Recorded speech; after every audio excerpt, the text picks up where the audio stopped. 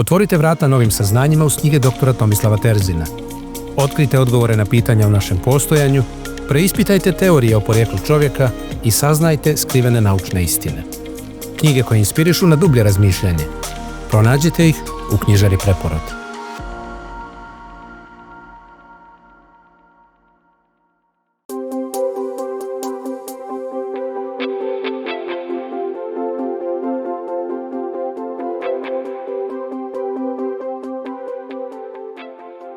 Večeras ćemo se baviti misterijama tela, međutim, telo i su povezani, još su stari Grci rekli u zdravom telu zdrav duh, tako da ćemo vidjeti da ima veze između misterija tela i misterija uma.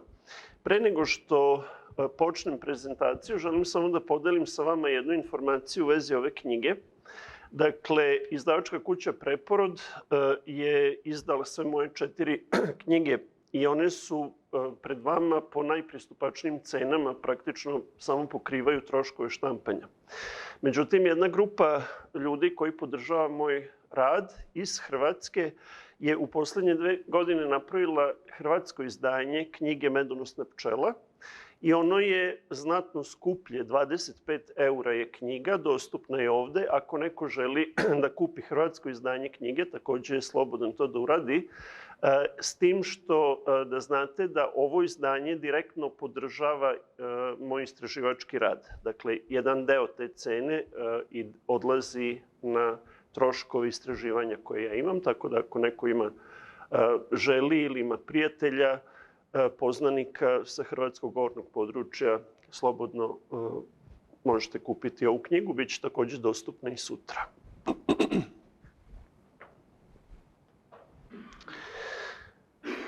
Šta je na ovome uvodnom slajdu, reći ću vam za par momenata.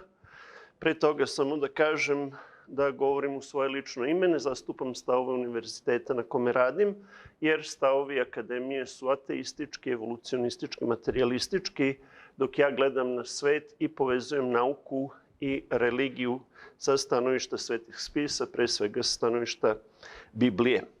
Također, imali ste priliku i juče i večeras da vidite par intermeca koji dolaze sa mog YouTube kanala Bug Philosopher. Obično koristim neku finu klasičnu muziku ili neku drugu, što bi rekli pod znacima navoda normalnu muziku, dakle da ne trešti i tako dalje, da opušta. I napravio sam kolaž slika, leptira, buba i nekih drugih insekata iz moje kolekcije koju koristim u istraživanjima, tako da možete učiti o biodiverzitetu života koji postoji na zemlji i kroz ove prezentacije. Možete zapratiti moj YouTube kanal na ovome linku, šerovati, lajkovati, sve neka naši reči, naši izrazi. Ali eto, globalne civilizacije i sad svi znaju što znači šerovati i lajkovati. Dobro, učimo engleski jezik.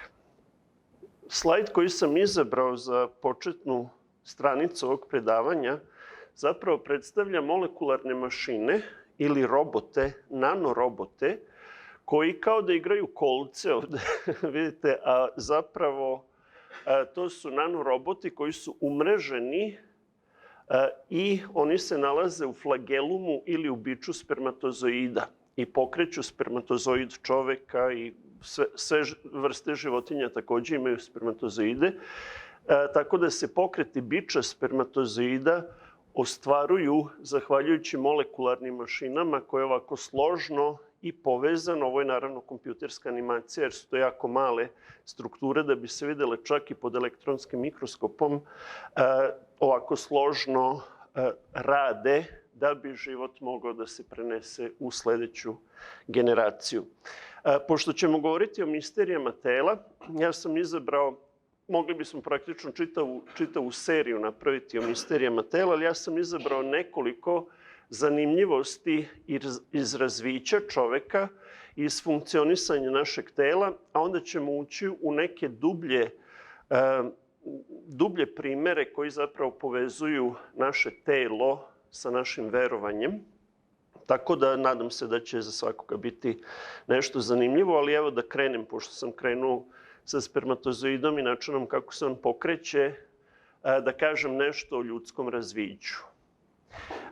Čovek je bio misterija što se tiče ranog razvića, jako dugi period vremena. Zašto? Zato što sisari imaju jako malu jajnu ćeliju.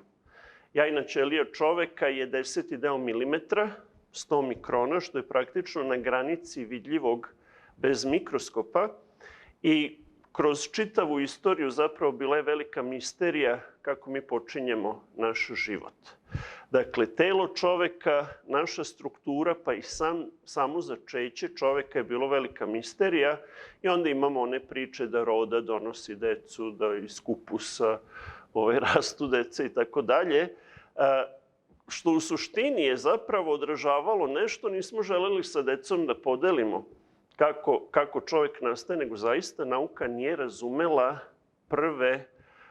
prve trenutke, ne samo trenutke, nego praktično prvih par meseci razvića čoveka. Na ovom slajdu možete videti kako zapravo razviće čoveka počinje. Ovo je oplođena jajna ćelija, dakle kada spermatozoidi stignu do jajne ćelije, samo jedan može da uđe u jajnu ćeliju, da prenese DNK muškarca i zatim počinju deobe.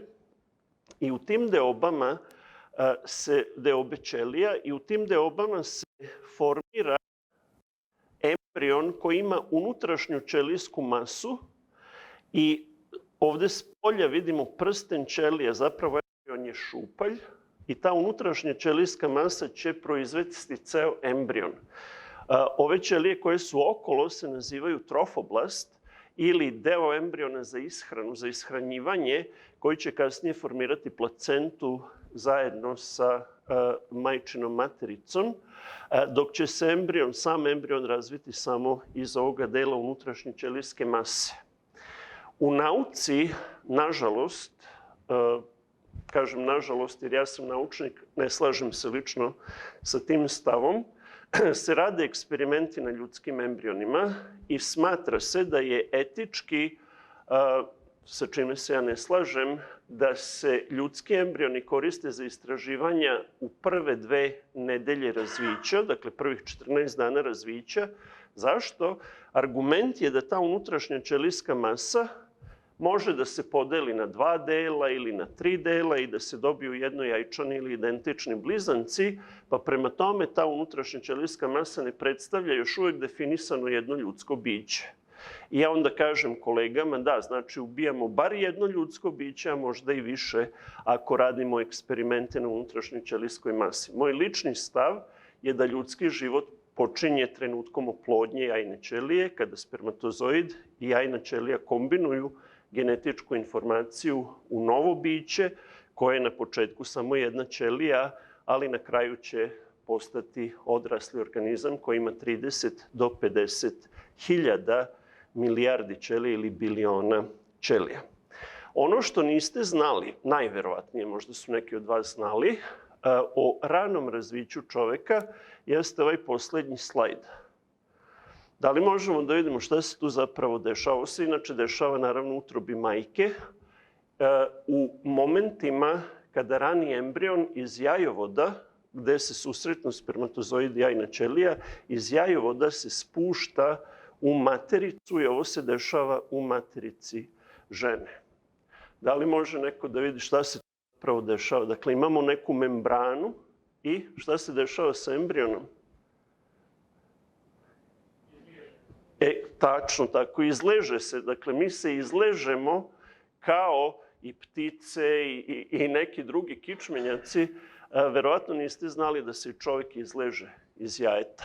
Samo to jaje je čisto membrana, nema ljusku kao kod ptica i mnogo je manje, ali eto, ako niste znali, večeras ćete izaći s ovog mesta traumirani sa saznanjem da ste nekada davno se izlegli iz jajeta.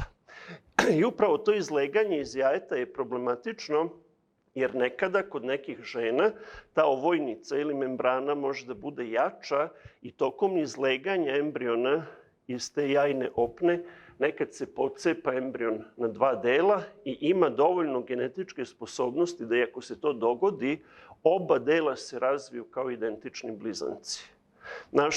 Naše razviće je fantastično i mnogo komplikovanije od mnogih drugih živih bića, tako da čak ako se dogodi nešto kao što je pocepati embrio na dva dela, još uvek oba dela imaju mogućnost da se razviju.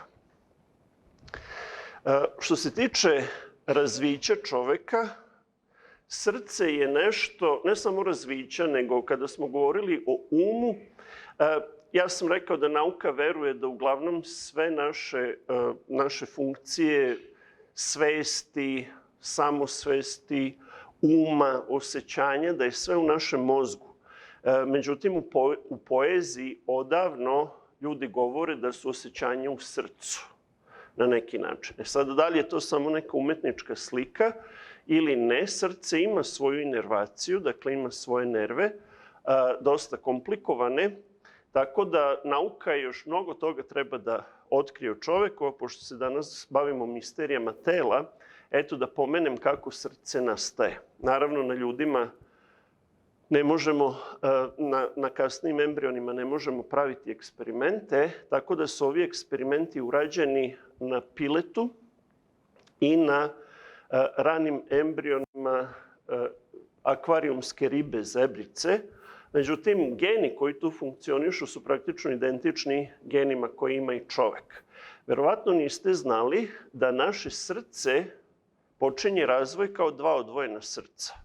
Dakle, ovde vidimo jedno bojenje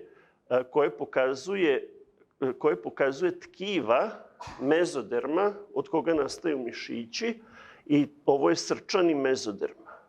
Kod embriona ribe strelice pokazuju taj srčani mezoderm koji će kasnije da se spoji u jedno srce, koje je jedna cev medijalno, dakle u sredini grudi. Kod pileta, ako se uradi eksperiment na embrionu pileta i ako se skalperom zaseče sredina pileta, onda praktično taj mezoderm koji dolazi sa dve strane, zbog fizičke barijere koja je napravljena, ne može da se spoji u jedno srce, pa se razvijaju dva lateralna ili bočna srca.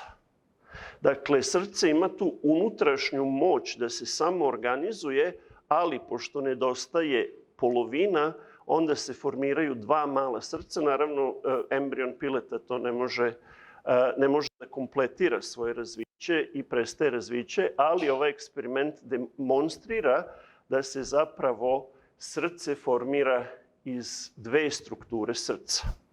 Ljudi koji su otkrili gen koji navodi ovaj mezoderm tkivo da se spoji u jedno srce, su radili eksperiment u kome su mutirali taj gen. Slično kao što sa skalperom samo mehanički se napravila barijera, tako kada su izolovali gen i mutirali ga, onda su posmatrali šta će se desiti kod ribe koja ima mutaciju za gen koji navodi mezoderm da se dva bočna srca spoje u jedno i pošto se to ne dešava, dakle pošto je navođenje isključeno, riba ne napravi jedno srce kako treba, nego tkivo ostaje bočno, slično kao kod pileta. I pošto biolozi, posebno biolozi razvića, imaju često dobar smisao za humor, kada otkrijete jedan gen, imate pravo da mu date ime.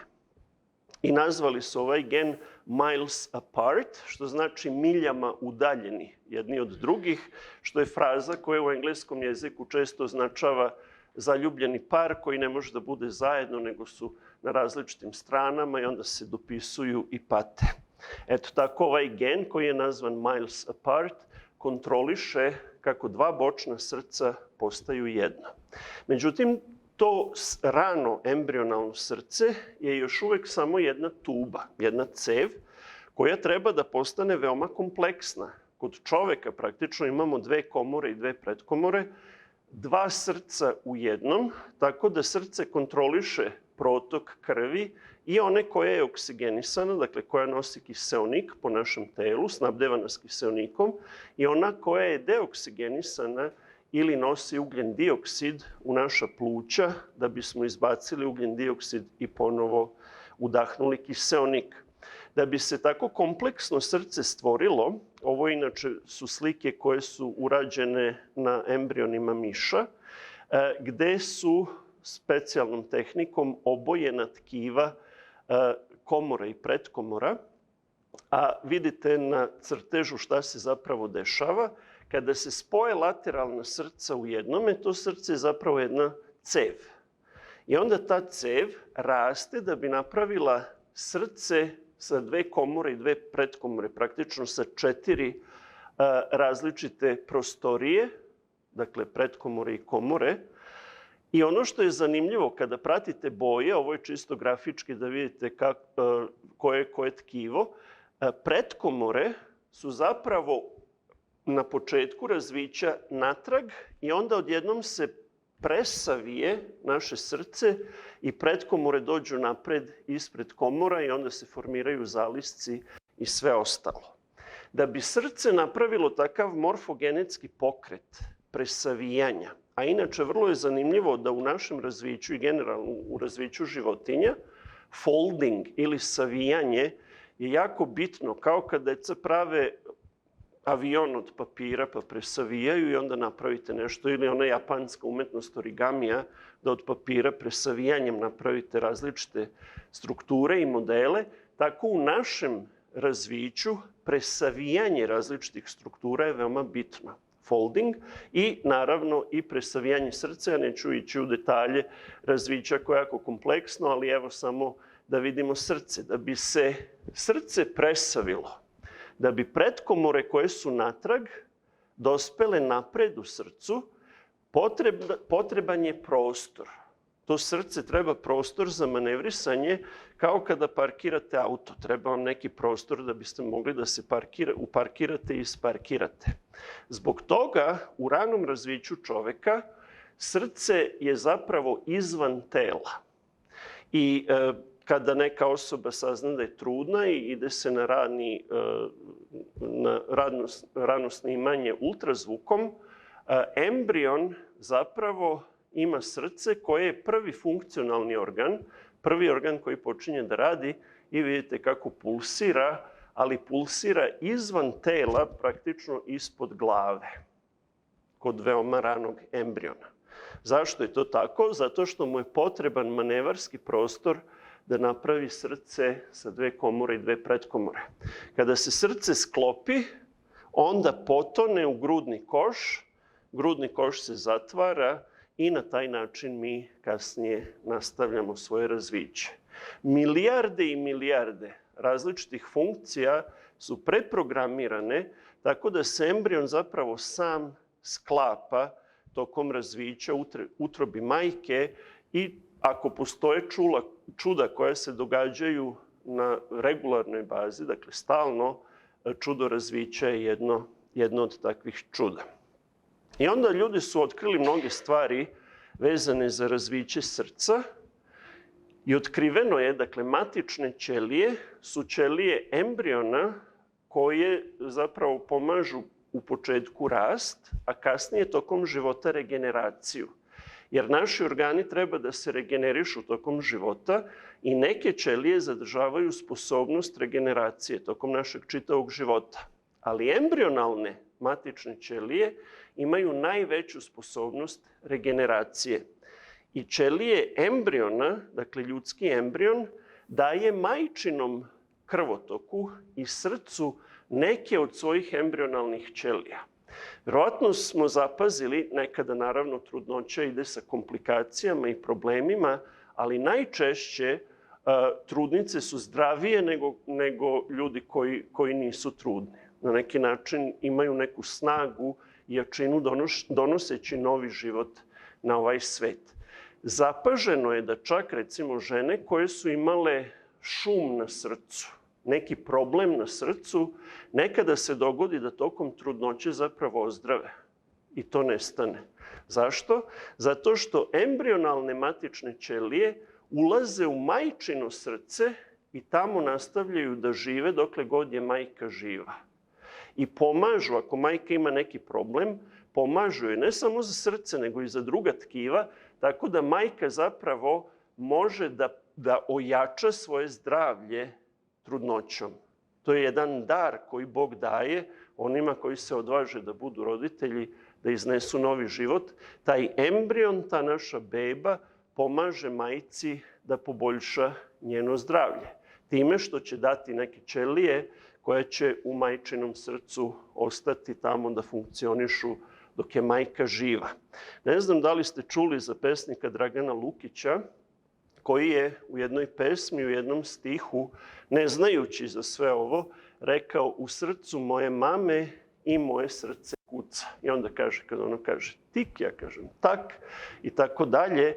I to je zaista bukvalna istina. U srcu majke funkcionišu ćelije deteta dokle god je ona živa i to objašnjava na neki način privrženost između majke i deteta koja je veća iz nekih razloga, možda je to jedan od njih, nego između oca i deteta. I otac voli svoje dete, naravno, ali nikad ne može da ga voli kao majka koja ga je donela na svet. Kako sve to funkcioniše? Gde su emocije? Gde je majčinska ljubav? Možda je delimično i u tom srcu.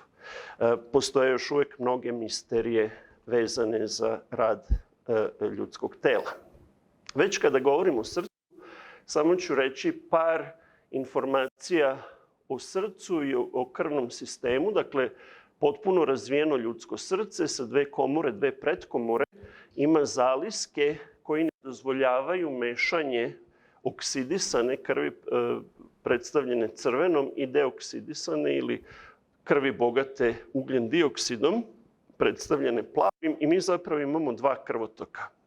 Jedan krvotok je sistemski, gde krv jednim udarom srca, jednom kontrakcijom srca, praktično u tom srcu su dva srca.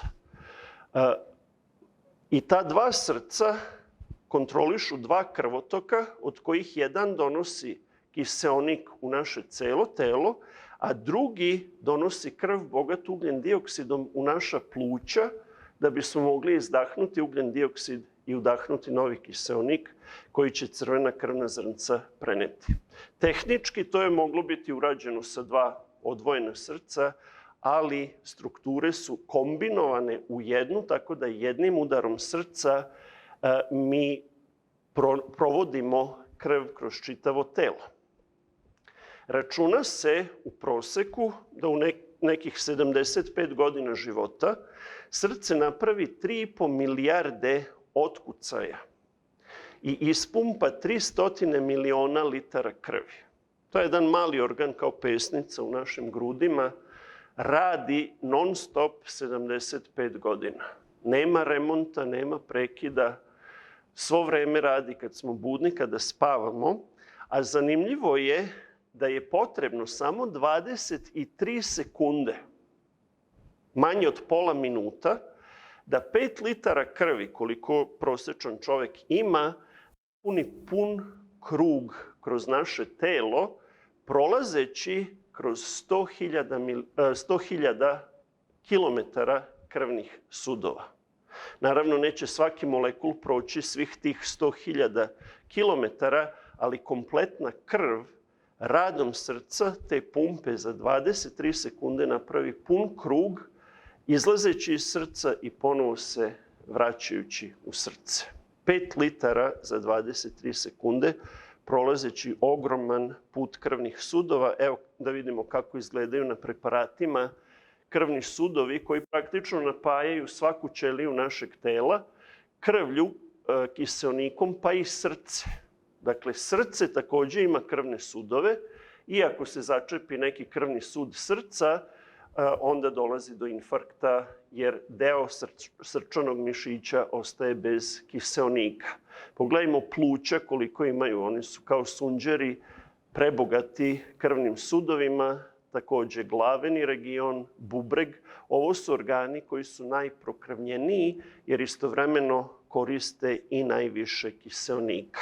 Dakle, ukupno kada sve saberemo, nekih 100.000 kilometara krvnih sudova u telu jednog čoveka, što je više nego obim zemlje.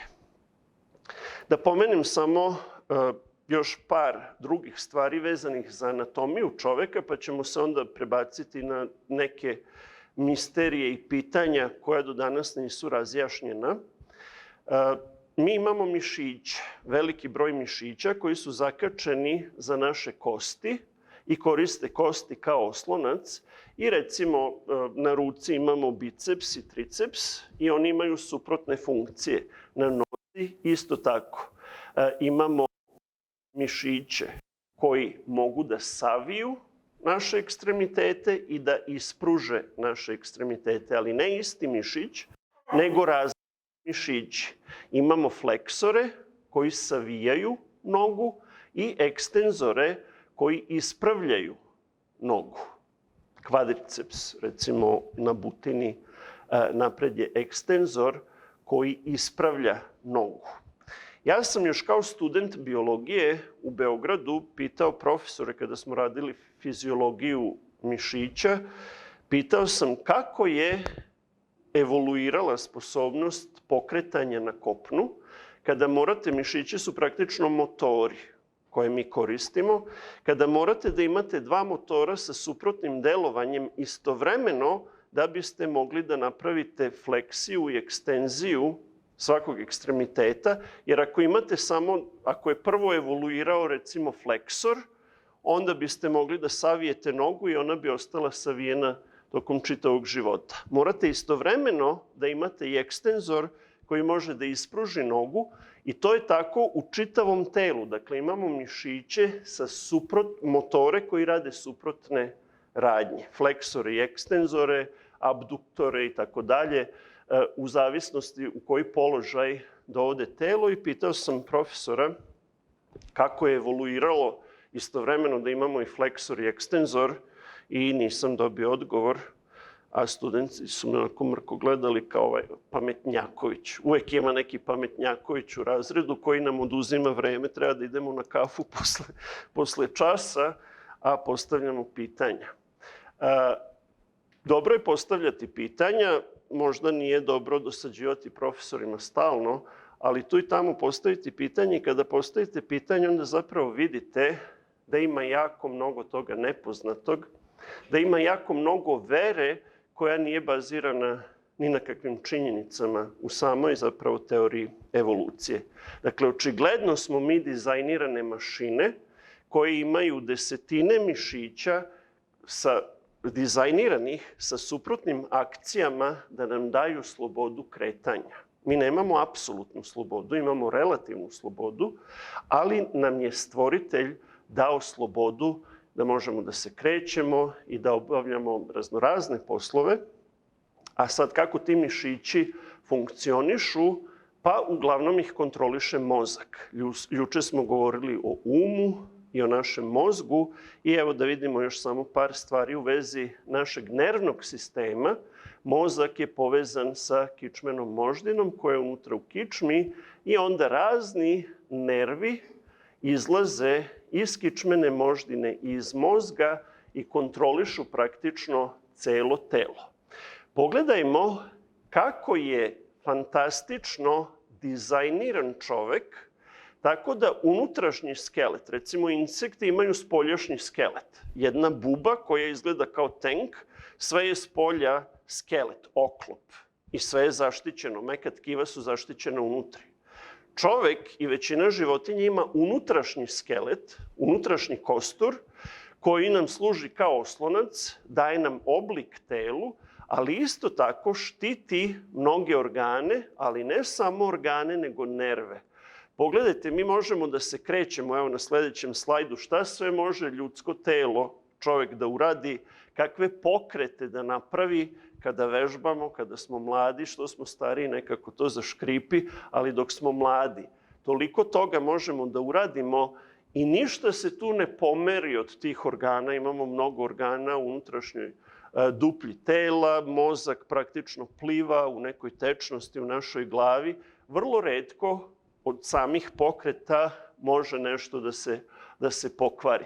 Svi ti pokreti koje radimo su kontrolisani nervima i pogledajte kako su ti nervi tako ispleteni da koriste unutrašnji skelet da bi se zaštitili.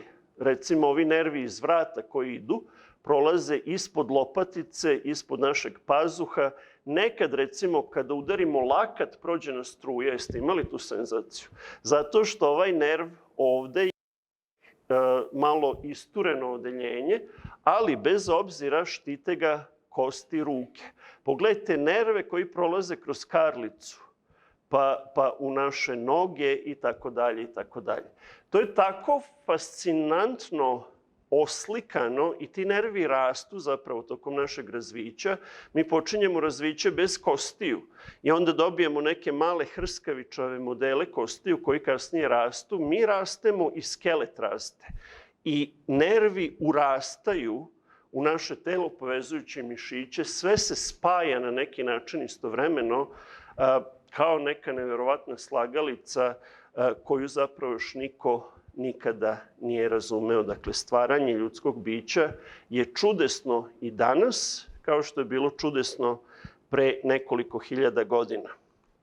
Psalmista u Starom Zavetu je zapisao u 139. psalmu 13. i 14. stih poetski nešto što je doslovna naučna istina i danas.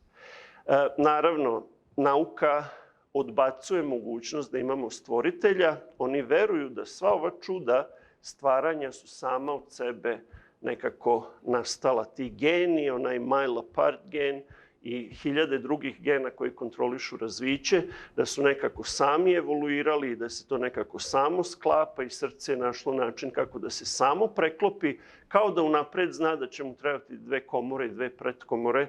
Vidimo predznanje tokom stvaranja živog bića, vidimo predznanje i korake kao kad igrate šah. Nekoliko koraka unapred pripremite poziciju da biste mogli da završite partiju i date šahmat. Tako isto u razviću čoveka koraci unapred koje ne vidimo čemu služi i onda nakon mesec, 2 dana, aha, vidimo da to je zbog toga što će ova stvar da se smesti na ovom mestu i tako dalje i tako dalje. Stvaranje čoveka je neverovatno. Jer si ti stvorio što je u meni, sastavio si me u utrobi matere moje. Dakle, psalmista ima dovoljno znanja, iako nije video ništa što se zaista dešava u telu, da kaže da je Bog taj koji ga je sastavio u utrobi matere moje. Nalazimo se u Crnoj Gori, gde očevi su obično ponosni kada dobiju sina, je li tako? Pa kažu što si ga napravio, alal ti vera. Ali čovek, ni majka, ni otac zapravo ne pravi dete. Pravi ga Bog u utrobi majke. Otac tu pomogne malo sa genetikom. Majka, naravno, što detetu bez naplaćivanja daje mesto gde će da živi 9 meseci pre rođenja u svojoj utrobi, ali je program, i ne samo program, nego budno oko našeg stvoritelja prati svaki moment razvića deteta, jer da nije tako, ne bi se nijedno dete rodilo živo i zdravo. Toliko ima tih funkcija koje treba pogoditi. Život, rođenje svakog deteta je čudo i dar od Boga. I kaže psalmista, divna su dela tvoja i duša moja to zna dobro. Drugim rečima, nije njegov intelekt znao. On nije imao informacije koje danas imamo, naučne informacije, ali je u duši osetio da je to rođenje deteta fantastična stvar. Evo sad da napustimo generalno funkcionisanje ljudskog tela, iako je misteriozno, nauka ignoriše tu misteriju i pravi se kao da je sve jasno, da sve razumemo i evoluciju čoveka i tako dalje, da napustimo taj domen i da se bavimo nekim jednostavnim pitanjima koje su iskustvena pitanja za koje bi ljudi mislili pa znamo kako to funkcioniše. Nauka je sigurno to davno objasnila, ali zapravo nije tako. Pitanje dešnjaka i levaka.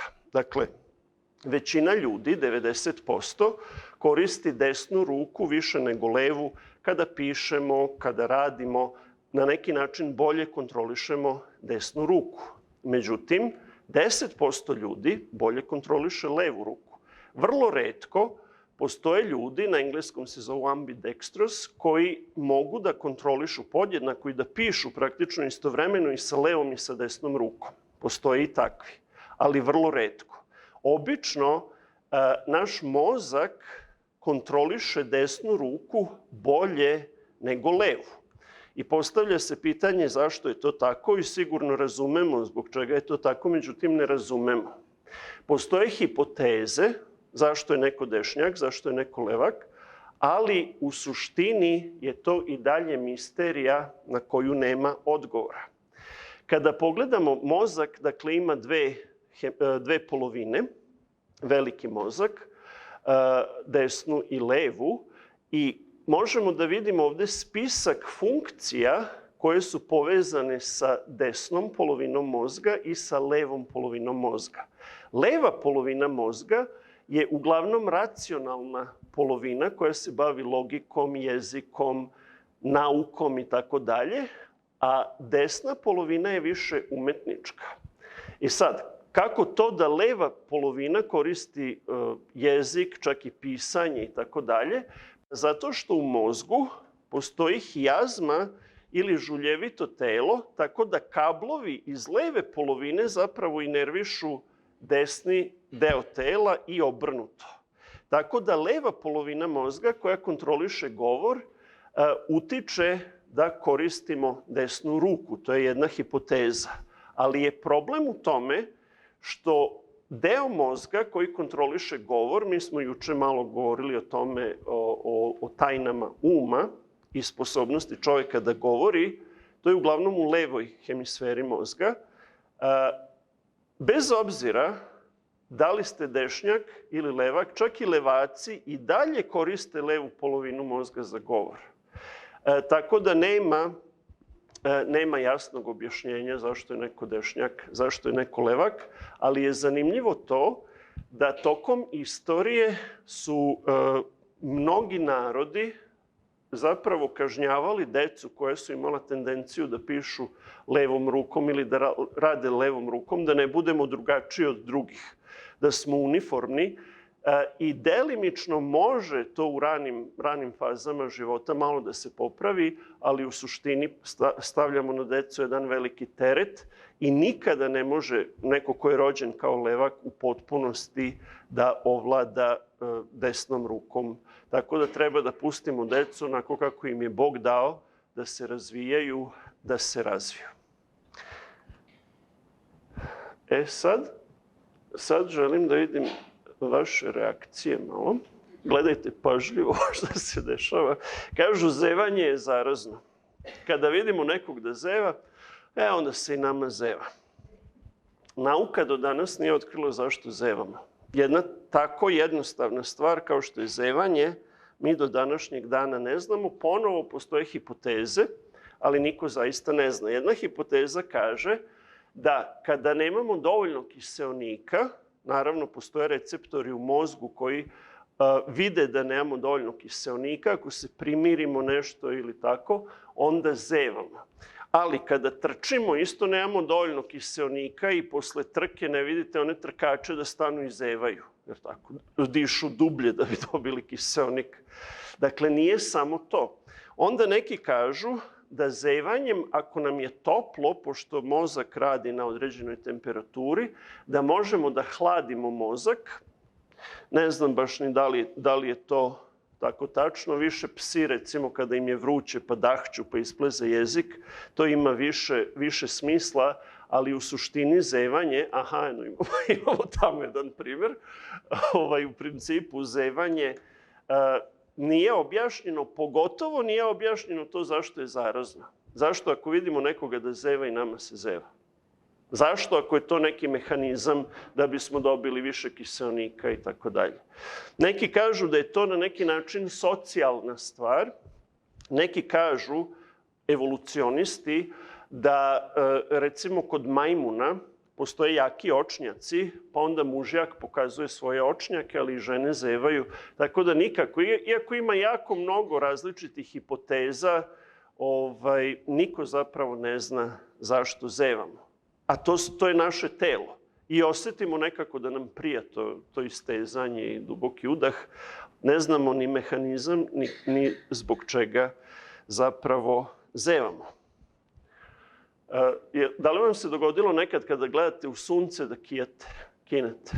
Niko ne zna zašto. Postoje ponovo hipoteze. Naša glava je dobrim delom inervisana nervom trigeminusom, gde jedan deo ide do oka, drugi deo ide do nosa i još jedan deo oko lica, tako da se smatra, ali nije dokazano, da verovatno kada pogledamo u sunce, stimulus je suviše jak, pa se onda, iako preko očiju to radimo i naše zenice se skupe da bi manje svetlosti ulazilo u oči, pošto je to trokraki nerv, trigeminus, onda onaj deo koji ide u nos je preopterećen pa nas zagolica. I onda kad nas zagolica, onda kinemo. To je možda i najbolje objašnjenje za sad, ali u suštini se ne zna zašto većina ljudi kada gleda direktno u sunce kine. Sad, jedna stvar koja zna da bude neprijatna, a to je pocrvenimo. Naročito ako komuniciramo sa drugim ljudima i dotakne se neka tema o kojoj ne bismo da pričamo, ili neko razotkrije neku našu tajnu, ili se stidimo, recimo mladić i devojka, i pocrveni mi u zemlju da propadnem, vidi sad da mi je neprijatno, da mi se sviđa i tako, ali ne možemo da sakrijemo crvenila. Ja sam dodao ovde podvukao od stida, zato što ako kažemo zašto pocrvenimo od stida, praktično sam odgovorio na pitanje zašto.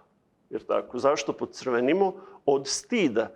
Tako da ovo baš nije logičan naslov, ali pitanje ostaje zašto pocrvenimo, iako se stidimo. Ne moramo da se stidimo. Možemo recimo da uđemo u konfliktnu situaciju, posvađamo se sa nekim i opet nam udari krv u lice. Naučnici kažu da je to reakcija, na engleskom se malo teško je prevesti kako se kaže, da li pobeći ili se boriti. Flight or fight situacija.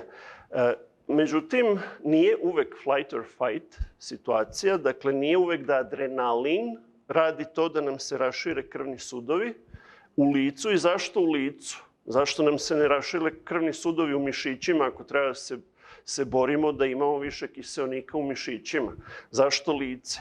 Time u suštini pokazujemo i svom potencijalnom protivniku da nam je neprijatno da smo ušli u situaciju, ili potencijalnoj devojci, supruzi i tako dalje. Zašto postoji, ako smo nastali evolucijom, ovaj iskreni signal? To je iskreni signal emotivnosti čoveka. Da smo nastali evolucijom, niko ne bi pocrveneo. U današnje vreme ljudi nauče da lažu sve bolje i bolje, naročito u politici. To je jednostavno postao deo zanata. Što bolje lažete, to je bolje za biznis. Ali u suštini niko ne može da objasni zašto čovek pocrveni, čak i crnci, iako im se ne vidi na licu, pogotovo ako su jako tamni, i kod njih se dešava ista reakcija. Dakle, rašire se krvni sudovi i niko ne može to da odredi zašto. Ono što je zanimljivo, ako razmišljamo sa stanovišta svetih spisa, ako razmišljamo sa stanovišta Biblije, Bog se otkriva čoveku preko Božje reči, otkriva nam se kroz prirodu i otkriva nam se kroz nas same i našu savest. Savest je nešto što nauka do sad nije objasnila, čak što više pokušava ili da je negira ili da je kroz psihologiju stavi u nešto podsvesno i tako dalje. Postoji unutrašnji glas, naravno postoje ljudi koje je savest napustila, koji više nemaju savest. Ali većina ljudi ima savest i ta savest iznutra kao da nas tera na istinu. I onda pocrvenim, ako mi je neprijatno, iako bi evolucija to prikrila, sakrila, imao bi bolju šansu za opstanak. Zanimljivo je da neki ljudi, jer što je svetlija koža, to je očiglednije kada neko pocrveni, neki ljudi pokušavaju da eliminišu tu neprijatnost i onda postoji jedan zahvat, hirurški zahvat, u kome se endoskopijom presecaju neki nervi koji zapravo kontrolišu kapilare lica da ne bi mogli više da pocrvenimo.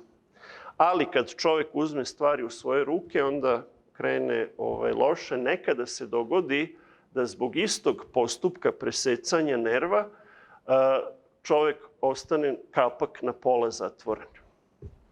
Tako da nema idealnog rješenja.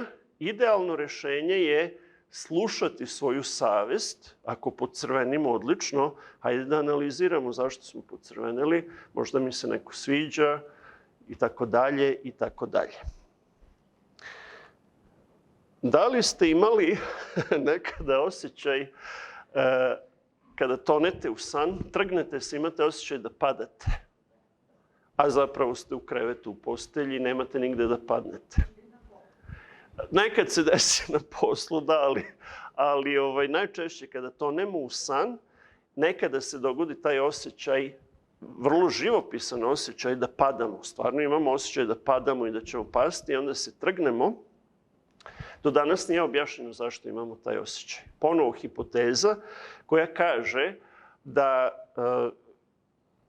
kada padamo u san, ja sam juče govorio o tajnama i misterijama našeg uma. San je jedna od najvećih neobjašnjenih tajni našeg uma, ali kada padamo u san, mi zapravo naš svestan život prepuštamo mozgu sada da napravi jednu drugu realnost, da generiše jednu drugu realnost dok spavamo i pri tome se mi opuštamo, dakle opuštamo naše mišiće i u tom periodu kada nismo više ni budni, a još nismo pali u san, nekada može da se desi da mozak ipak odluči da se vrati natrag u budno stanje i onda se trgnemo. To je objašnjenje, ali zapravo senzacija da padamo nikada nije objašnjena. Zašto baš da padamo? Zašto ta senzacija? Tako da je i to ostala misterija. Svi imamo otiske prstiju. Otisci prstiju se već dugo vremena koriste. Država ih koristi da može da identifikuje ljude. Evo ovdje imamo kratak istorijat, praktično od 19. veka i malo ranije, kada su otisci prstiju počeli da se koriste. I naravno to je sada digitalizovano, tako da vlasti imaju otiske prstiju svakog čoveka. Zanimljivo je da još 1000 godina pre nove ere, dakle pre 3000 godina, su u nekim kulturama već koristili otisak prsta na pečatima ili kada se potpisuje neki ugovor, date otisak prsta. U Kini takođe otisak prsta, jer su ljudi već tada znali, ne znam kako su upoređivali, ali su znali da je otisak prsta jedinstven. Dakle, ne postoje dva čoveka sa istim otiskom prstiju. Postoje sad neka istraživanja putem veštačke inteligencije da može kod jedne osobe da može da se nešto iskombinuje više otisci različitih prstiju, da ima suviše velikih sličnosti, da može recimo da se ljudi koji pljačkaju nešto pa ne stave rukavice, mogu da paze, ostave jedan otisak pa drugi pa treći i onda da se zbuni sistem, ali generalno govoreći još niko nije dokazao da ljudi zaista nemaju jedinstvene otiske prstiju. Postavlja se pitanje zašto uopšte imamo otiske prstiju. Niko ne zna, neki smatraju, jer tokom razvića, da bismo dobili te otiske prstiju, kada ih pogledate pod mikroskopom, to su grebeni koje imamo na krajevima prstiju iz pupčenja i udubljenja. Pa neki smatraju da ih imamo da bismo pojačali osjećaj dodira kada radimo nešto fino, ali i na stopalima imamo otiske prstiju koji se ne koriste, samo se ruke koriste i niko zapravo ne zna zbog čega imamo otiske prstiju. Zanimljivo je da Biblija u jednoj od najstarijih knjiga, u knjizi o Jovu, govori o otiscima prstiju, 37. glava, 7. stih. Dakle, očigledno čovečanstvo je 1000 godina imalo znanje za koja danas nauka misli kako smo mi sad sve otkrili, mi smo pametni, međutim čovek je imao znanja veoma davno. I evo šta kaže tekst, Jov 37:7, zapečaćava ruku svakom čoveku da pozna sve poslenike svoje. Dakle, na ruci imamo pečat koji smo dobili od našeg stvoritelja. O tome sam govorio i u knjizi Šta je čovek, te ga se opominješ sa više detalja. Da ima nekih bizarnih stvari koje su otkrivene nedavno, mislim 2020. godine, je otkriveno da imamo receptore za ukus u srcu. Imamo ih i u plućima, imamo ih čak i u testisima. Receptori za ukus i to uglavnom za gorko. Niko ne zna zašto ih imamo. Evo jedan naučni rad koji se bavi identifikacijom receptora, jer ljudski genom je pročitan, kompletna DNK je pročitana i imamo čitav niz različitih receptora za ukus i jednostavno je pronađena ekspresija nekih od tih receptora u tkivima koja nisu na jeziku i ustima. Dakle, receptore za ukus ne koristimo samo da bismo osetili ukus, nego za neke druge funkcije koje nam još nisu poznate. Da kažem par reči o placebo efektu. Placebo je kada nekoj osobi prepišete lek ili joj date neko sredstvo za koje će misliti da ima lekovito dejstvo, a zapravo nema lekovito dejstvo. Ili je obična tableta u kojoj je skrob, ili je običan rastvor, dakle nema komponente koja deluje i čovek ipak ispolji lekovito dejstvo. Ono što je misterija kod placeba jeste da ovo funkcioniše čak i ako znate da je placebo. Dakle, postoje eksperiment, klinička istraživanja novog leka, grupa ljudi koji dobiju pravi lek, grupa ljudi koji dobiju placebo, a da ne znaju da su dobili placebo i onda se prati efekat. Međutim, postoje eksperimenti u kojima su ljudima davali placebo i rekli ovo je placebo. I ponovo dobiju pozitivan efekat. Zanimljivo je, imam jedno predavanje o isceljenjima, čudima isceljenja u Bibliji. Isus je bio veliki iscelitelj i često je govorio ljudima koje je iscelio, vera tvoja pomože ti. Drugim rečima, ako verujemo, onda će nam pomoći. I ta vera ne mora da bude vera u korektnu teologiju, u korektnu religiju. Vera pomaže ljudima, čak i u džunglama, tamo slušaju svoje šamane i tako dalje, u nekim animizmima i nekim primitivnim religijama. Ako šaman nešto kaže, može da vas izleči, a isto tako može da vas ubije. Baci čini na vas i kaže ti ćeš umreti i čovjek sutradan umre. Tako da je vera jako bitna. Zašto ovo ima praktičnu komponentu, praktični element za nas? Zato što i telo nisu razdvojeni. Oni su međusobno prepleteni i naš u zavisnosti od stanja uma, ako smo stalno depresivni, ako smo ljuti, ako smo strogi prema sebi, možemo sebi napraviti bolest. Ako smo vedri, ako smo pozitivni, možemo da smo dijagnostikovani sa smrtonosnom bolešću i jednostavno svojim karakterom i pozitivnošću možemo da se izlečimo, ali isto tako i verom. Vera je jako moćna i ona je potpuno nepoznata u nauci, pogotovo u medicini danas.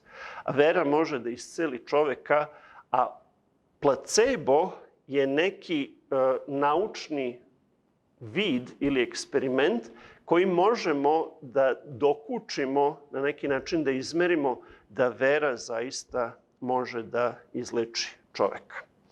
Eto, to su neke misterije svakodnevnog života, neke stvari koje ne znamo kako funkcionišu i zašto funkcionišu, a često smo ih iskusili. Sada želim da kažem par reči o misterijama ljudskog tela, koje teorija evolucije često navodi kao dokaze našeg porekla od majmunolikih predaka. Ja sam govorio i u prethodnom izlaganju i danas da građa našeg tela i način kako funkcioniše naš svedoče i mnogo bolje su objašnjeni stvaranjem ili višom inteligencijom našeg stvoritelja nego nekakvim prirodnim procesima. Ali teorija evolucije ima svoje argumente. Pre polaska na ovaj put po Evropi, jedan dan pre sam završio knjigu o poreklu čoveka, koja je bazirana na predavanjima koje sam držao pre nekoliko godina i tu govorimo o različitim aspektima porekla čoveka. Možete naći napolju kod izlaza. Međutim, u samoj knjizi se ne bavim mnogo takozvanim vestigijalnim organima. Više se bavim fosilima, oni Australopithecus i Homo erectus, neandertalac i tako dalje. Pa evo da vidimo par primera vestigijalnih organa koje imamo, a u suštini nauka ili ne zna ili pokušava da ne zna, pravi se da ne zna kakva im je funkcija, pokazujući da čovek u današnjem stanju nije takav kakav je stvoren, nego da su neki delovi našeg tela izgubili funkciju, a opet sa druge strane pokazujući da u našoj građi postoje greške, tako da ako verujemo da nas je stvorio savršeni stvoritelj, inženjer, tvorac, Bog, te greške u funkcionisanju našeg tela pokazuju da to nije tako, da smo u zabludi. To su neke ideje koje evolucionisti imaju. Pa ne trebamo da, kao vernici, zatvaramo oči pred činjenicama, nego da pokušamo da razumemo činjenice. Evo da vidimo slepo crevo. Smatra se da je vestigijalni organ koji više nema funkciju i to slepo crevo ili appendix. Ono što je zanimljivo, povezano je dosta i nervisano, tako da očigledno da ima neku funkciju. Ideja je, objašnjenje je da su najbliži srodnici čoveka, čovekoliki majmuni, i zajednički predak čoveka i čovekolikog majmuna, da su bili biljojedi, recimo gorila jede samo biljnu hranu, gomile biljne hrane i onda ima velik stomak da bi mogao da svari svu tu biljnu hranu. Šimpanza već ima malo raznolikiju hranu, ali je ideja zašto imamo slepo crevo, da je to nekada bio još jedan deo našeg creva da bismo mogli da varimo veću količinu biljne hrane i onda čovek kada je navodno evoluirao, više nam nije potrebno i ostao je tu kao neki patrljak koji nam pravi probleme, dođe do zapaljenja, nekada čovek može i da umre. Ako pukne slepo crevo prilikom zapaljenja, zašto bismo ga imali ako je nefunkcionalno? Međutim, pokazano je da slepo crevo itekako ima funkciju, da je limfatično tkivo. Limfatično tkivo koje je povezano sa limfom je bitan deo imunog sistema. Recimo, limfatično tkivo su naši krajnici. Ja kad sam bio dete imao sam problem sa krajnicima, stalno upala krajnika, injekcije, antibiotici, penicilin i tako dalje. Može da bude opasno zato što upala grla može da se prenese na srčanu ovojnicu, može čovjek da ima srčane probleme i onda su mojim roditeljima lekari savjetovali tome bi trebali da izvadite krajnike. Međutim, nije se desilo i dan danas imam svoje krajnike, izrastao sam taj problem, ali jedno vreme, naročito u našoj zemlji, u socijalističko vreme, bilo je ono, i ako nemaš probleme, vode te roditelji da izvadiš krajnike, kad imaš 2-3 godine, nećeš ti ni sećati toga i onda možeš da jedeš sladoled koliko hoćeš. I onda posle dobijemo dijabetes tipa 2, kad jedemo sladoled koliko hoćemo. Uglavnom, krajnici su limfatično tkivo koje brani ulaz u naš digestivni sistem, sistem za varenje, tu kod grla, a slepo crevo brani naš digestivni sistem tu blizu drugog kraja. Jer pogotovo tokom razvića i kod male dece slepo crevo zapravo proizvodi limfocite i reaguje na različite antigene sa kojima dete dolazi u dodir. Primetili ste da mala dečica 1,5 2 sve trpaju u usta. stalno i kad su im prljave ruke, ne operu ruke, pa onda da ih trpaju u usta, nego sve trpaju u usta i onda ih čuvamo pod staklenim zvonom i posle budu bolešljiva. Ja sam imao nastavnicu biologije koja nam je govorila, deco, čistoća je pola zdravlja, a prljavština je druga polovina zdravlja. Jer ako nismo izloženi prljavštini, onda naš imunni sistem nema vremena da se izgradi prirodni imunni sistem i da funkcioniše dobro.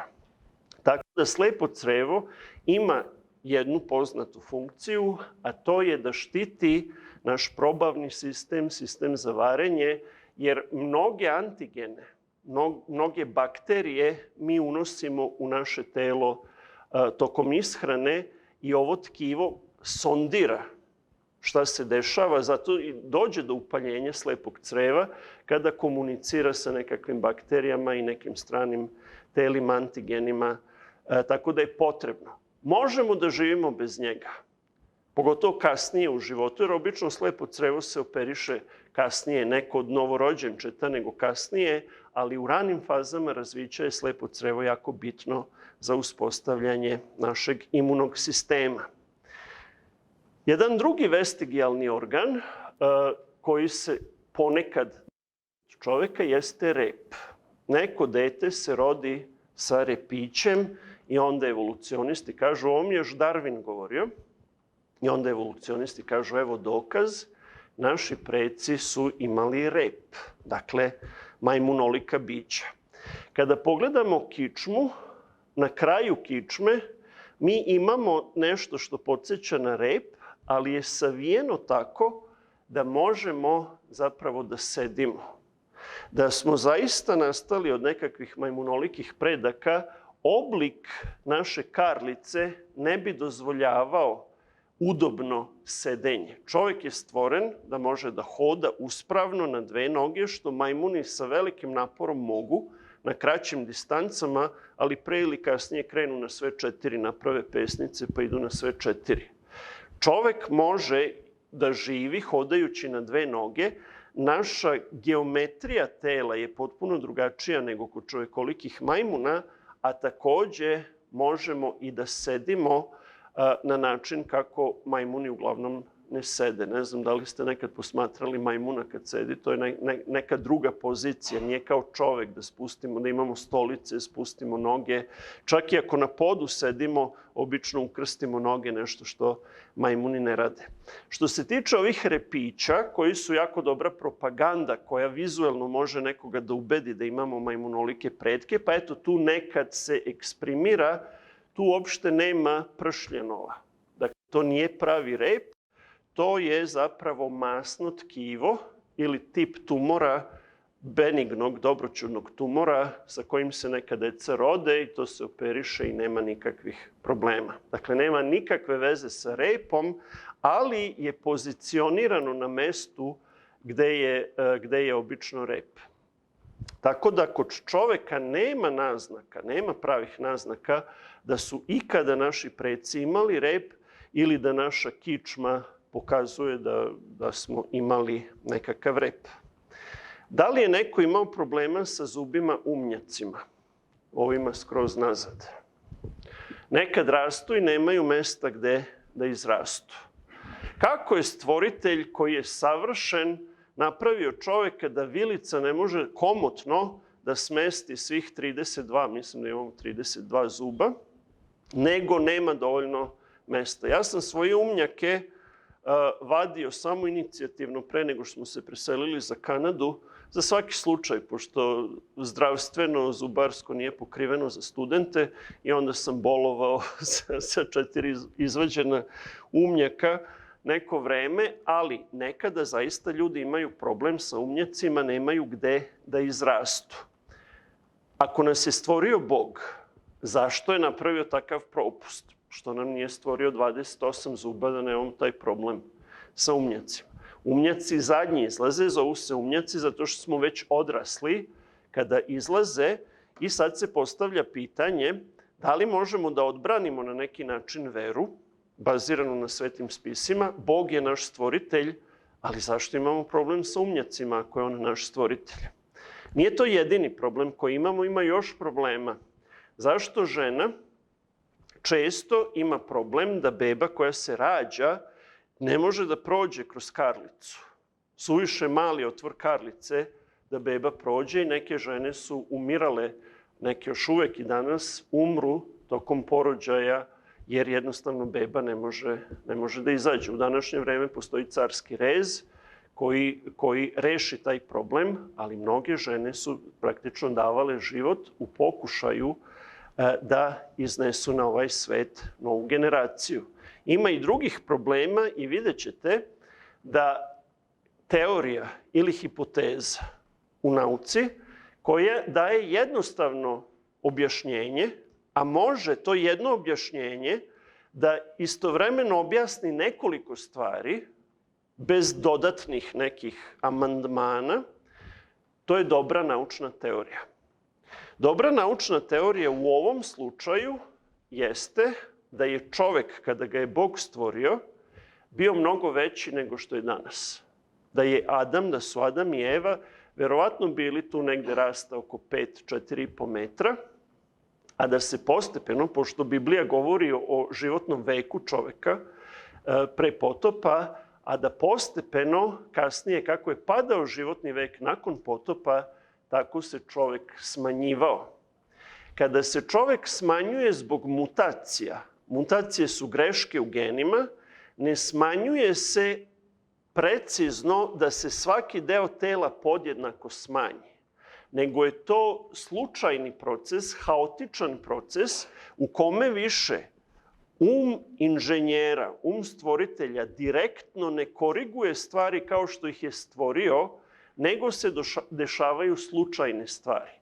Smanjenje ljudskog tela može da objasni zašto nemamo dovoljno mesta za umnjake, jer su zubi se smanjuju, kako se čitavo čovečanstvo smanjuje tokom istorije, naš rast se smanjuje, zubi se smanjuju sporije nego vilica. Veličina vilice, tako da broj zuba koji smo inicijalno imali sada nekada nema dovoljno prostora za sve zube. Ja imam čitave prezentacije o kojima govorim o divovima, o džinovima koji su postojali. Biblija govori o njima na nekoliko mesta. Postojali su i pre potopa i nakon potopa i samo postojanje divova i materijalni zapisi o divovima nije u skladu sa teorijom evolucije, tako da u današnje vreme se te informacije zataškavaju, različite artefakti se uništavaju. Evo da vidimo džinovske sekire u muzeju u Knososu na Kritu. Često naši ljudi idu na letovanje na Krit. Ne znam da li u Knososu još uvek su izložene ove džinovske sekire. Evo vidimo jednu osobu naspram ovih sekira. Nekada kažu to su bile neke sekire za izložbu i tako dalje. Mnogi alati su pronađeni i oruđa koja su divovske veličine, očigledno stvoreni za divovske ljude. Pa onda imamo ep o Gilgamešu u Sumeru, gde je Gilgameš predstavljen kako ovde drži neku cicamacu. Je li to cicamaca? Šta je to? Lav. I to, je li mladi lav ili odrasli lav? Odrasli je ili ima grivu. I to je azijski lav koji je u međuvremenu izumro. Azijski lav se razlikovao od afričkog po tome što je mužjak imao grivu duž čitavog stomaka. Dole, duž stomaka vidimo grivu. Tako da je ovo veoma verna reprezentacija životinje koja je u međuvremenu izumrla, a znamo za lavove koja im je veličina, tako da na osnovu lava koji ovde uzgred budi rečeno grize Gilgameša, kao neka cicamaca koja se otima i nešto ne reaguje baš Gilgameš na to što ga grize lav.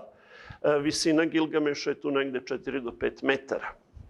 Ovo je takođe jedan prst, mumificirani prst, koji u Egiptu još uvek i dan danas ispod žita možete da kupite neke artefakte iz starog Egipta. Ovaj mumificirani prst u poređenju sa novčanicom egipatskom dug je negde 40 centimetara. I tako dalje, i tako dalje. Dakle, umnjaci su svedoci smanjivanja čovečanstva. Mi smo danas patuljci u poređenju sa nečim što je čovek bio prilikom stvaranja. I te greške koje se dešavaju Nisu greške zato što nas Bog nije savršeno stvorio, nego su greške zato što smo se prepustili procesima raspada, gomilanja mutacija kada smo izabrali drvo poznanja dobra i zla umjesto drveta života. Jedno od poznanja zla je kako boli zub. Nismo morali da imamo to poznanje, ali su naši praroditelji izabrali. Uzak pelvis prilikom rađanja deteta, karlica, je takođe svedok smanjenja naše veličine. Zašto bi evolucija činila da žena umire na porođaju zbog suviše male karlice? Ima još tih argumenata, ja ću navesti samo par argumenata. To je kada pogledamo krvne sudove pod rengenom. Dakle, ovo je rengenski snimak krvnih sudova, ovde su rebra, iza je kičma i tako dalje. Mnogi krvni sudovi su izuvijani. Zašto je Bog stvarao izuvijane krvne sudove? To je neprecizno urađeno. Zašto veća dužina krvnih sudova nego što treba? Jedan razlog je da bismo mogli više da se krećemo. Ja recimo kada govorim stavim ovaj kabel, imam bubicu, mikrofon i stavim kabel i taj kabel treba onako da je ležeran, da mogu da se pokrećem. Ako se jako zategne, onda moram kao kip da stojim dok pričam. Dakle, jedan od razloga zašto imamo duže krvne sudove nego što bi nam trebalo jeste da možemo da radimo sve ono što sam prikazao kod sportista i tako dalje. A drugi važniji razlog je što se naša veličina smanjila. Tako da mi još uvek imamo program, daj mi 1,5 m krvnog suda u ovom delu tela, ja se smanjio na 1 metar. I gde će onda da naraste taj krvni sud? Pa tu će da naraste, ali nema više mesta. I zbog toga su krvni sudovi izuvijani. Imamo još jedan problem, a to je beba može da sisa i da diše istovremeno. Dakle, diše na nos, sisa na usta i nema preklapanja kod dušnika. Ali kada podraste, kada smo tu oko 2 godine, onda se ukrštaju disajni put i naš jednjak. Tako da može da dođe do davljenja hranom ako udahnemo u momentu kada gutamo hranu. Desi se. Jedno od objašnjenja jeste da takođe smanjenje naše veličine je dovelo do toga da sad nema dovoljno prostora da možemo i da podesimo glas i glasne žice, jer morate da imate određenu dužinu glasnih puteva da bismo mogli da izgovaramo reči, tako da sad nema dovoljno mesta. Međutim, imamo taj poklopac na jednjaku koji je fantastičan i fantastično funkcioniše. Međutim, problem postoji i neki ljudi umru tako što se uguše sa hranom. Na kraju želim da kažem par reči o nekim strukturama našeg tela koje ukazuju na duhovnu komponentu. Dakle, ne samo da smo bili divovskog rasta u prošlosti i to je u skladu sa Biblijom, nego isto tako postoje neke strukture u nama koje zapravo nauka ili ne želi da proučava ili ne želi javno da saopšti ljudima da deo naše anatomije je vezan sa našom duhovnošću, sposobnošću da budemo religiozni, sposobnošću da se molimo Bogu, da postavljamo duhovna pitanja, da verujemo u beskonačno, moćno i savršeno biće itd. itd. Ja sam pomenuo bazalnu gangliju u našem mozgu, koja ima fantastičnu strukturu koja podseća na neku vrstu muzičkog instrumenta. Pomenuo sam komore koje imamo u mozgu, za koje nauka ne zna čemu služe, one su zapravo rezonatori.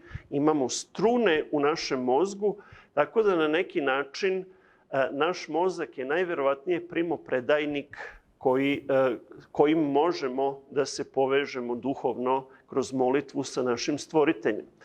Isto tu, u unutrašnjosti mozga, se nalazi jedna mala žlezda koja se zove epifiza i koja čak fluorescira. Vrlo zanimljivo. Usred mozga fluorescira i nekada je nazivaju treće oko. Postoji čitav niz epifiza, mi zovemo ili pinealna žlezda. Pinus je na latinskom bor i Bor ima šišarke, kao što znate. Ta pinalna žlezda je vrlo mala, ali podsjeća na šišarku. I nalazi se u centru mozga, ali projekcija položaja pinalne žlezde u centru mozga je takva da kada napravite projekciju, tačno je tu na čelu iznad nosa. I naziva se često treće oko. Ima neke elemente koji su vezani sa vidom, iako je duboko u mozgu, zato što kontroliše melatonin, hormon koji reguliše dnevno-noćni ciklus. Evo neki naslovi knjiga koji se bave, i sad ima tu dosta misticizma. Ja kao naučnik ne volim da ulazim u misticizam, ali u svakom slučaju ta pinalna žlezda ili epifiza ima očigledno jako važnu funkciju o kojoj se jako malo govori, tako da različiti autori koji naginju misticizmu, evo ovde kao oko u trouglu i tako dalje, govore o tome. Zanimljivo je da u starom Egiptu prikaz oka boga Ra je vrlo sličan unutrašnjoj strukturi mozga sa ovim žuljevitim telom, pinalnom žlezdom i još nekim drugim strukturama, a postoji tajno, ja naravno nisam ni u kakvim tajnim društvima i nekim tradicijama, religija koje traju hiljadama godina. Recimo, na žlezdu, na štapu papa ima šišarku iz određenog razloga i šišarka se nalazi kao simbol na Vatikana. Tu su i ključevi od raja i pakla, Petrovi ključevi, ali isto ćete često videti šišarku. Zašto šišarka? Zašto šišarka? Pinalna žlezda podsjeća na šišarku svojom građom i ona je, mnogi smatraju, veza između duhovnog i telesnog. Neki smatraju da preko pinalne žlezde mi zapravo se molimo, komuniciramo sa Bogom i u davnim vremenima bog Bahus je isto imao šišarku. Postoji ta neka konekcija između današnje religije i davne religije, a u istočnjačkim religijama često simbol što se stavlja na čelo označava treće oko. I to treće oko je kao duhovni vid. Ja neću ulaziti više u detalje o epifizi, o pinalnoj žlezdi. Svako može da proučava, ali verovatno postoje strukture u našem mozgu koje direktno, glavna funkcija im je da imaju veze sa duhovnošću. Kako to možemo da znamo i kako možemo da znamo da oni koji vladaju svetom to znaju? Pa tako što određeni tretmani zapravo vrše kalcifikaciju pinalne žlezde, tako da je ona sve manje i manje aktivna. Jedan od načina kako da blokirate pinalnu žlezdu je da stavite fluorid u pijaću vodu. Fluorid utiče na kalcifikaciju, između ostalih stvari, on je kancerogen i tako dalje, ali utiče na kalcifikaciju pinalne žlezde ili epifize. Ako je ona kalcifikovana, je praktično zatvorite, tako da ne može, taj kanal između našeg stvoritelja i nas ne može dobro da funkcioniše. Iako nemate u udžbenicima, pinalna žlezda ima duhovnu funkciju, rade kao da znaju kakva je funkcija. Najveće čudo vezano za ljudsko telo jeste čudo utelovljenja Isusa Hrista. To je najveća misterija koja se ikada dogodila, jer mi ljudi smo stvorenja, rađamo se, umiremo, Bog je Bog, večan, duhovan, nedodirljiv, ali taj Bog je istovremeno i spasitelj čovečanstva. I objavio se jednoj ženi, mladoj devojci, Mariji, devici, o kojoj govore sve svete knjige monoteizma, dakle i Biblija i Kuran. U Kuranu je Mirjema i evo šta kaže apostol Gavrilo Mariji. Lukino evanđelje, 1. glava od 26. do 35. stiha. A u 6. mesec posla Bog anđela Gavrila, mislim da je u Kuranu Džibril, u grad Galilejski po imenu Nazaret, k devojci isprošenoj za muža po imenu Josifa iz doma Davidova. I devojci beše ime Marija. I ušavši k njoj, anđeo reče, raduj se, blagodatna, Gospod je s tobom, blagoslovena si ti među ženama. Mlada devojka ulazi, anđeo tu i pozdravlja jednim takvim pozdravom. A ona, videvši ga, poplaši se od reči njegove i pomisli kakav bi ovo bio pozdrav. Što me ovaj sad tako pozdravlja? I reče joj anđeo, ne boj se Marija, jer si našla milost u Boga i evo zatrudnećeš i rodit ćeš sina i nadeni mu ime Isus. Dakle, anđeo govori Mariji kako da da ime detetu. On će biti veliki i nazvaće se sin najvišega i daće mu Gospod Bog presto Davida oca njegova i carovaće u domu Jakovljevu zauvek i carstvu njegovu neće biti kraja. A Marija reče anđelu, kako će to biti kad ja ne znam za muža? I odgovarajući anđeo reče joj, Duh Sveti doći će na tebe i sila najvišega osenit će te. Zato je ono što se rodi, bit će sveto i nazvaće se Sin Božiji. Ime Isus, mi sada kada čitamo Bibliju, ne znajući pravo značenje, jer ime je jako bitno. U Bibliji ime ima značenje. Značenje imena Isus je spasitelj. Dakle, Isus je spasitelj, a u jevrejskom korenu te reči znači Gospod je spasenje. Dakle, ime Isus znači Gospod je spasenje ili spasitelj. Detetu je dala ime spasitelj. To Isus znači spasitelj. Tajna utelovljenja je najveća tajna koja se ikada dogodila. Mi smo čudesno stvoreni. To što je Bog sišao do čoveka i otelovio se na izgled kao čovek da bi nas spasao, jer kako bi nas spasao? Kako Bog može da nas spase? Naša dela ne mogu da nas spasu zato što smo grešni i po zakonu plate za greh je smrt. Dobra dela je dobro raditi, time pokazujemo da smo na strani Boga, da smo razumeli šta je milost i šta je ljubav prema našim bližnjima, ali naša dela ne mogu da nas spasu. Samo Bog može da nas spase time što daje život za život. Oko za oko, zub za zub, ali jedan pravednik, smrt jednog pravednika ne bi mogla da pokrije greh čovečanstva. Bog je morao da se utelovi, da se prikaže kao čovek, da bi svojom smrću opravdao čitavo čovečanstvo. To je najveća tajna i najveća misterija i tela i duha zajedno spojenih u Isusu Hristu. Evo na kraju da pročitamo u Otkrivenju, 1. glava, dakle Isus je vaskrsao i on je obećao svoj drugi dolazak i apostol Jovan u viziji dobija informacije o Bogu, Otkrivenje 1. glava, 14. do 18. stih, gde Bog otkriva svoju pravu prirodu, Isus otkriva svoju pravu božansku prirodu, kada nije u telu čoveka, opis kako izgleda, i ne samo to, nego sam Bog govori da je zaista umro za čoveka.